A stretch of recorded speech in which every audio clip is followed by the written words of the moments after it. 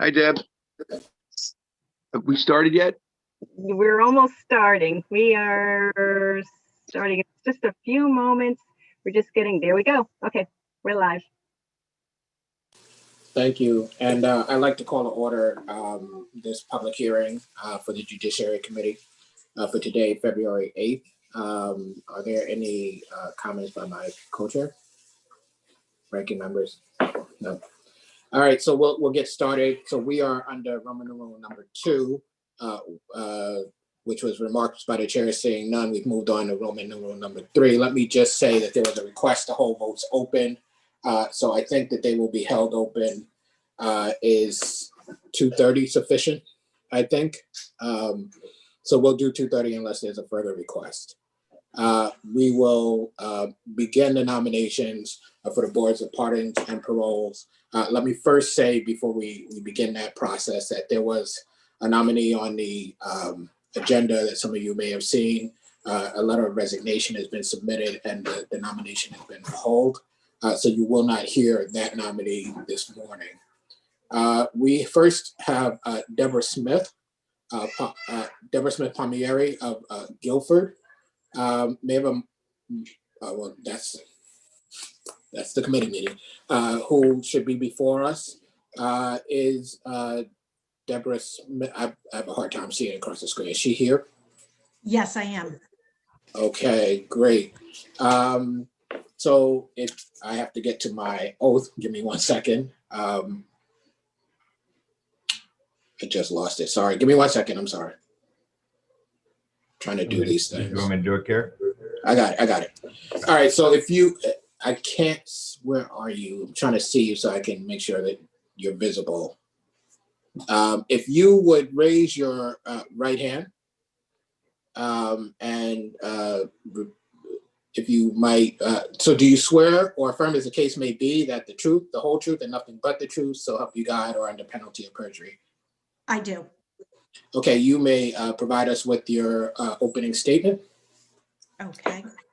Senator Winfield, Representative Staffstrom, Senator Kasser, Representative Blumenthal, Senator Kissel, Representative Fishbein, and members of the Judiciary Committee. Good morning. My name is Deborah Smith Palmieri. It is my honor and privilege to be nominated by Governor Lamont to the Board of Pardons and Paroles and to be before you today. I thank you for this consideration. As an introduction, I am a lifelong resident of Connecticut. I graduated from St. Bernard High School in Uncasville and then Southern Connecticut State University. I have lived in and around the greater New Haven area for the last 36 years and currently reside in Guilford.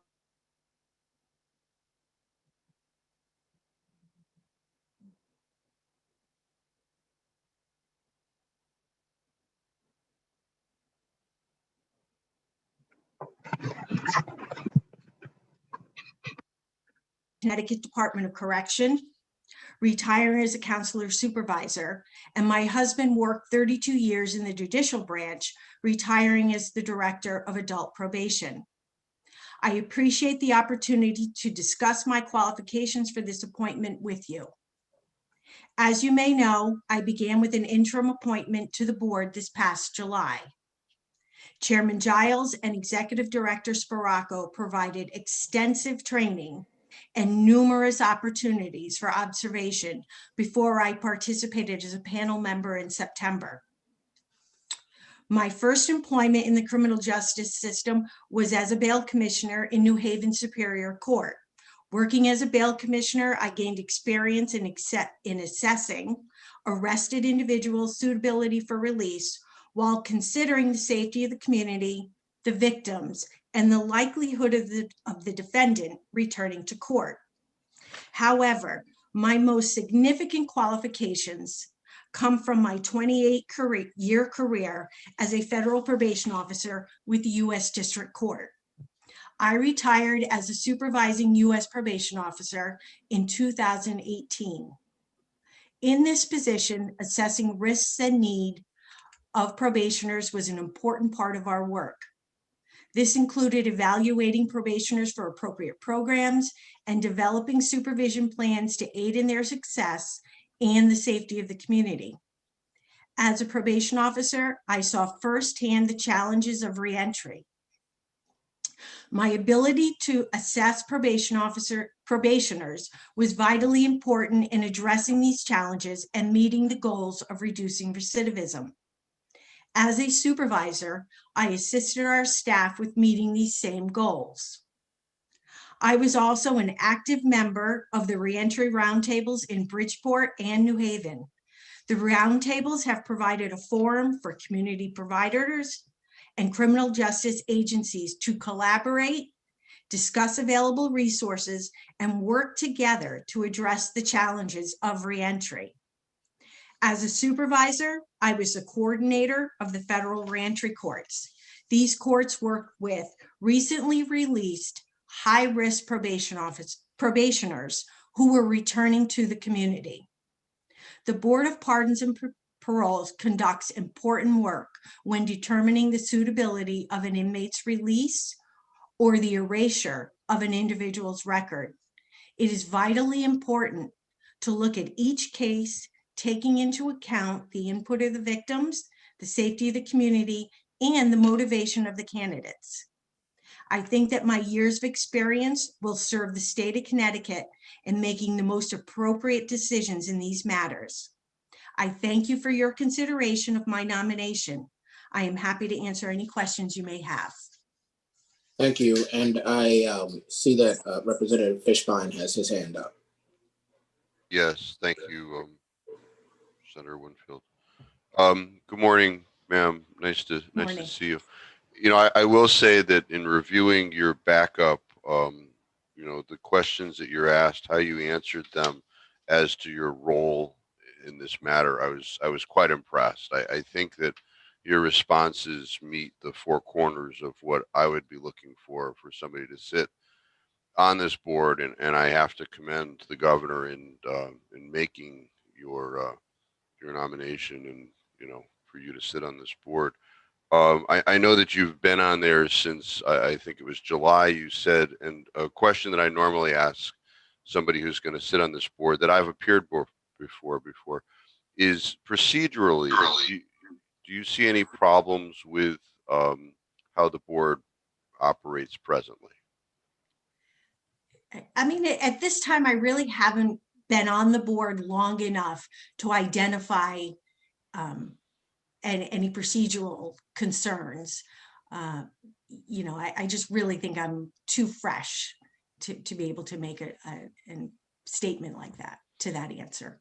I just wanted to bring something to your attention that, you know, so maybe you could keep it on your radar if you share the concern that I'm going to express to you. Is many times at the end of a parole hearing, a pardon hearing, whoever is running the meeting will indicate to the applicant that there's an objection from the state's attorney who handled underlying case or cases, but the state's attorney is not there.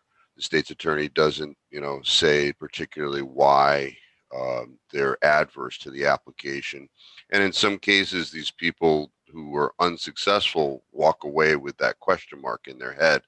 You know, was it that objection that I don't know what the basis really is of that led to my not being successful? So I just, you know, I know that does happen, and I have talked to the chairman. Chairman Giles is a great guy to talk to. Yes, he is. I know that. So you know, I wish you good luck on your future tenure on the board. Thank you, Mr. Chairman. Thank you. Thank you, Representative Fishbein. That's an important point. Are there other? I see Representative Stasham. Thank you, Mr. Chair.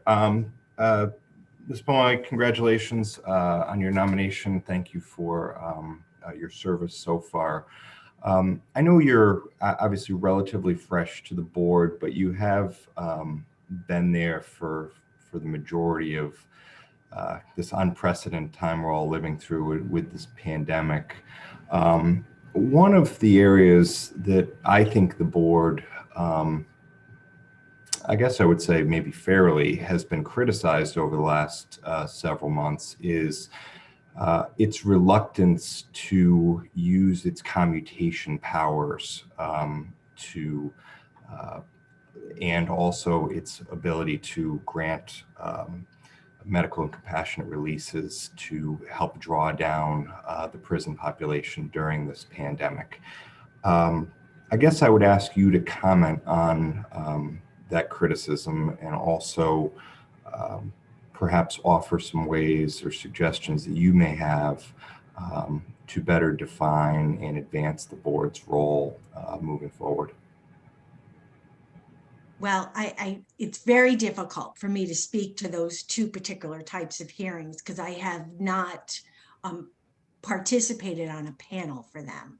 And to be honest, I've only observed, I think, one compassionate. Actually, no, that's not even what it was. I apologize. So it is very, very difficult for me to even make an observation to that. Yeah, I guess my question is a little deeper than that, less about the actual hearings themselves. And I agree. I don't think there's been very many since June. And I guess what I was asking is, as we move forward, are there suggestions or ideas you have, either from your time on the board or prior to that, it being having such an extensive career in the criminal justice system, on how to improve the system, be it legislatively or otherwise, moving forward? I apologize. I was unable to hear your last few remarks. I'm getting a notice of your bandwidth is low, I guess.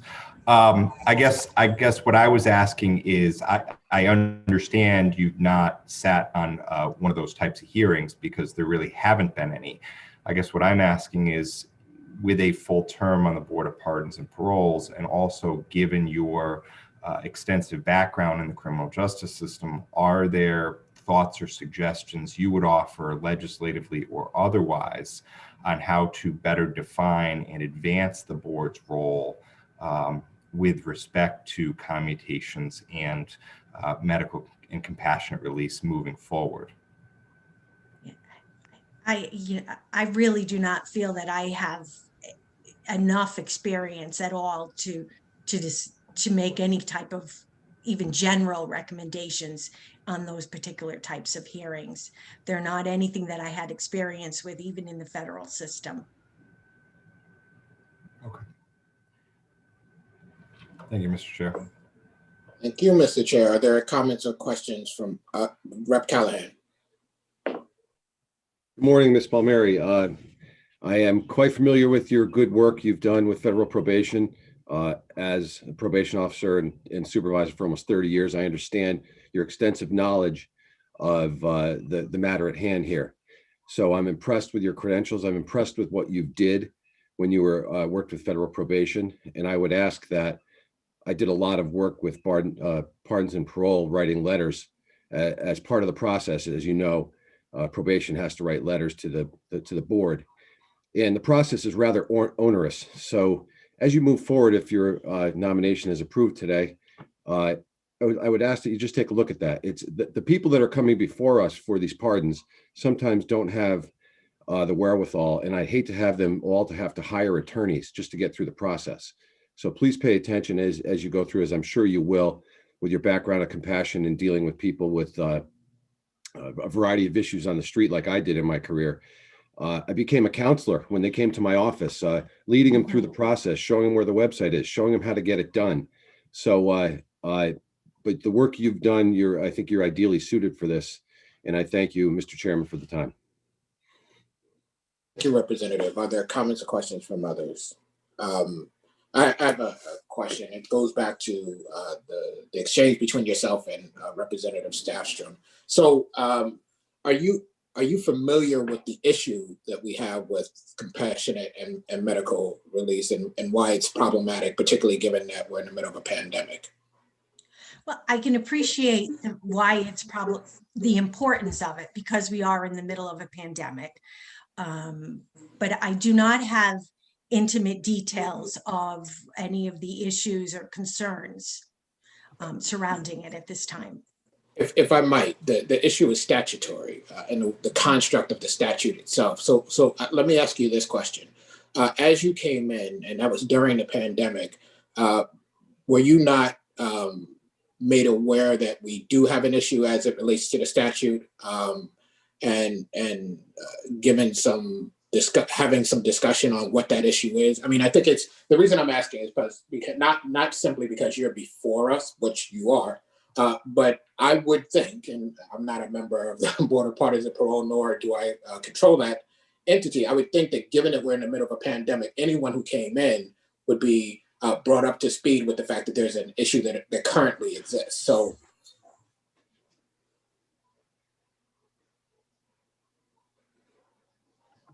can you hear me?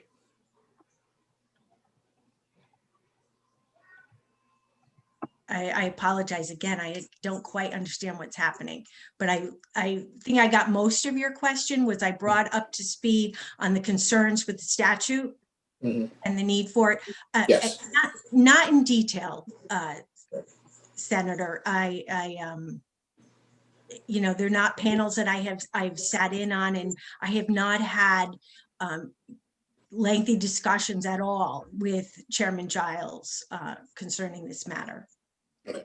And look, and I appreciate that, and that doesn't change anything about what your resume is coming in, and the value that I believe you may bring to the position. It is a little, I have to be honest, it's a little disturbing to me that in the middle of this pandemic, particularly given the number of times that myself and others have spoken about the issue, that we brought someone in and didn't have a conversation about this, perhaps one of the more important parts of what the Board of Parties of Parole is not able to do right now.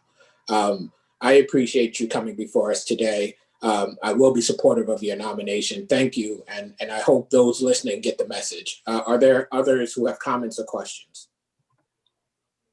I do not see any. Thank you for joining us this morning. I appreciate your time. Thank you.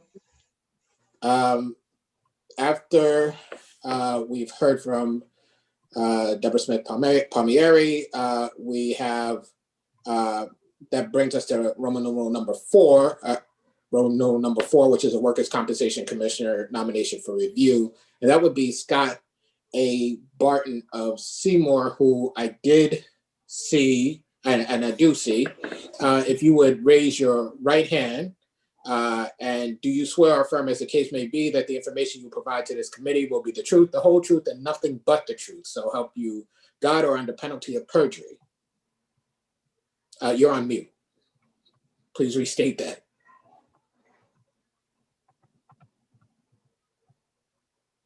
I do. Okay, you may provide us with the opening statement. Thank you, Senator. Good morning, Chairman Winfield and Chairman Staffstrom, Senator Kissel, Representative Fishbein, Vice Chairs Kasser and Blumenthal, and the honorable members of the Judiciary Committee.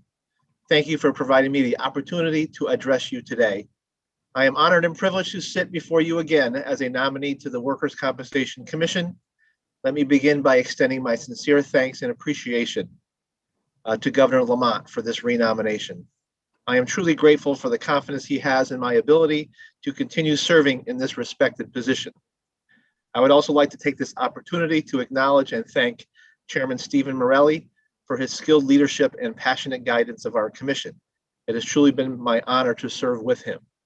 A special note of recognition to my fellow commissioners and staff on their performance and dedication throughout this pandemic. With the exception of 2 days last March, the Workers' Compensation Commission in Connecticut has been able to remain fully operational while operating at a high level of safety and recognition of the difficulty placed on the participants in the workers' compensation system. I find it hard to believe that I have served 16 years as a workers' compensation commissioner. Since November of 2004, after receiving my initial nomination from Governor Rell, I have dedicated my professional career to ensuring that all participants in the workers' compensation system are provided a fair opportunity to present their cases. I often indicate to litigants that although my role is not to guarantee the result, I have an absolute duty to guarantee that all parties involved are able to fairly participate in the process. As a commissioner, I have had the pleasure of presiding over more than 55,000 hearings since 2004. At these hearings, I have done everything in my power to help the parties achieve amicable resolution. This requires a keen understanding of the law and facts, as well as the ability to identify succinct issues that are providing an impediment to resolution. To achieve this goal, a commissioner must be attentive listener to the facts and positions presented. I strive every day to provide all participants my time and unbridled effort to attain this goal. I have presided over and issued decisions in nearly 1,000 formal hearings. I have based these decisions on a careful review of the facts of each case. It is my hope that all participants know that I have fairly considered their positions and based my decision on an impartial reading of the facts and application of law. In addition, I have served on the Compensation Review Board 3 times as a member of the 3-commissioner panel to decide appeals. This service has allowed me to sharpen my skills and increase my knowledge, causing me to become a more effective trial commissioner. I've had the further honor to sit as a member of the Judicial Review Council after appointments from Governor Rell and Governor Malloy, and in fact, I still serve under Governor Lamont. It is my privilege to have served on this important committee designed to ensure the integrity of our valued judicial system. In closing, it truly has been my honor to serve in this capacity. I am excited and humbled each and every morning I step into the office to begin my workday. If I gain your support today, it is my promise to continue to serve the residents of Connecticut with the values instilled in me by my parents, the values of hard work, integrity, and humility. I thank you again for allowing me to address you and welcome the opportunity to answer any questions you may have. Thank you very much for your testimony. Are there comments or questions? I see Representative Quinn.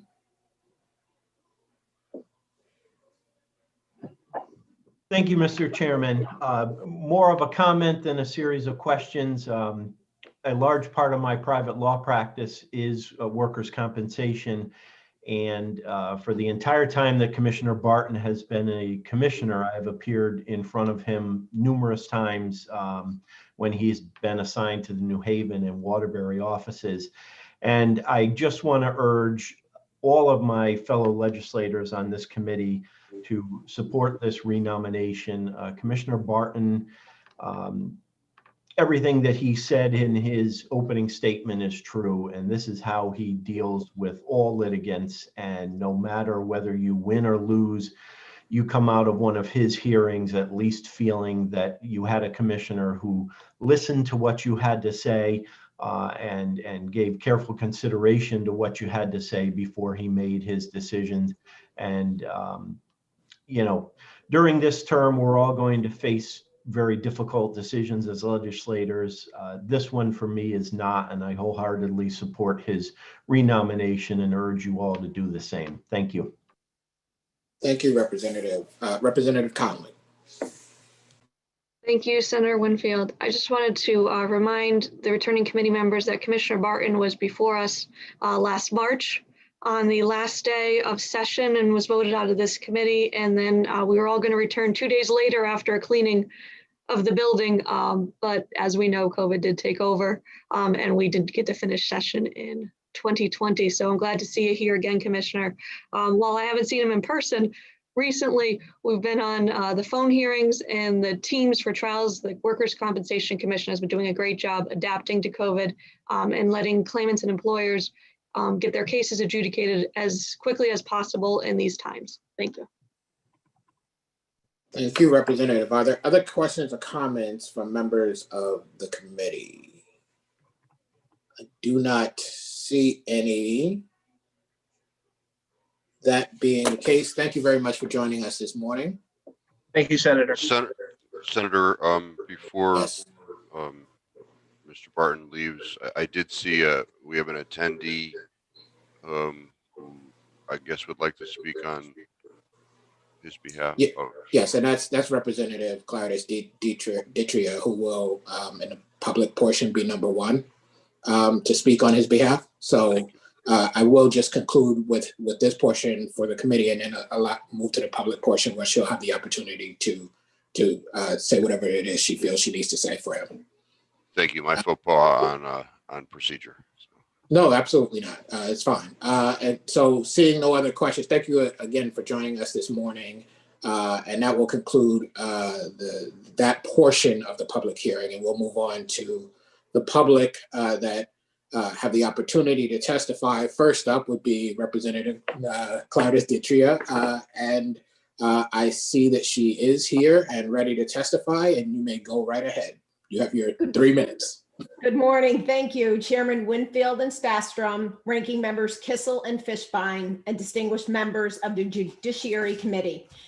I have known Scott Barton my whole life and has a long-standing career in public service.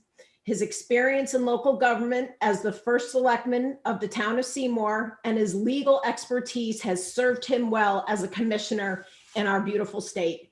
As someone who has known Scott since we were children, I can testify to these facts, and it is with great pleasure that I enthusiastically recommend his renomination as Workers' Compensation Commissioner. Thank you. Thank you, and that was short and sweet, and you can come testify anytime. Exactly how you like it. Thank you for joining us this morning. In the public portion, I do not see and am not aware of anyone else. Are there any others who are? Senator Kissel, yes. You're on mute, Senator. Senator, you are on mute. Sorry. All right, so unmuted. Hi, Senator. Hi, good morning. I'm intrigued, like, how young were you children when you knew each other? I had the pleasure of working in her family's grocery store for about 8 years back in the starting in 1980 and ending around 1988, and so I knew her when she was very young.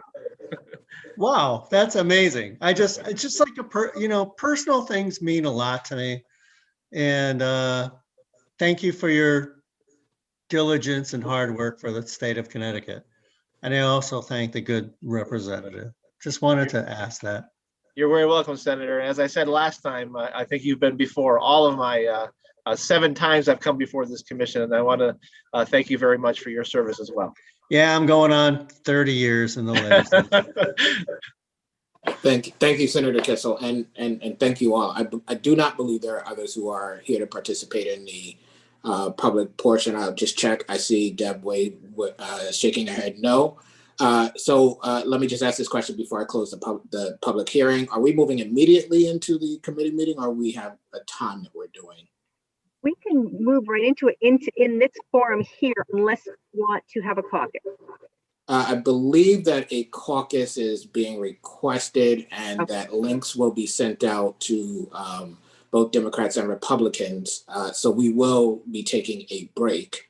And so just for the clarity of everyone, when we come back, are we going to the link that was provided for the committee meeting, I would assume? That is correct. But if we could just, end this public hearing and then start the committee meeting, that'd be great. Thank you. I just wanted to get clarity before I did anything. So I will call this public hearing to an end and commence the committee meeting of Monday, February 8th, 2021. And as the discussion just indicated, we will be recessing the committee for caucuses. You should check for links headed your way. So we will stand in recess.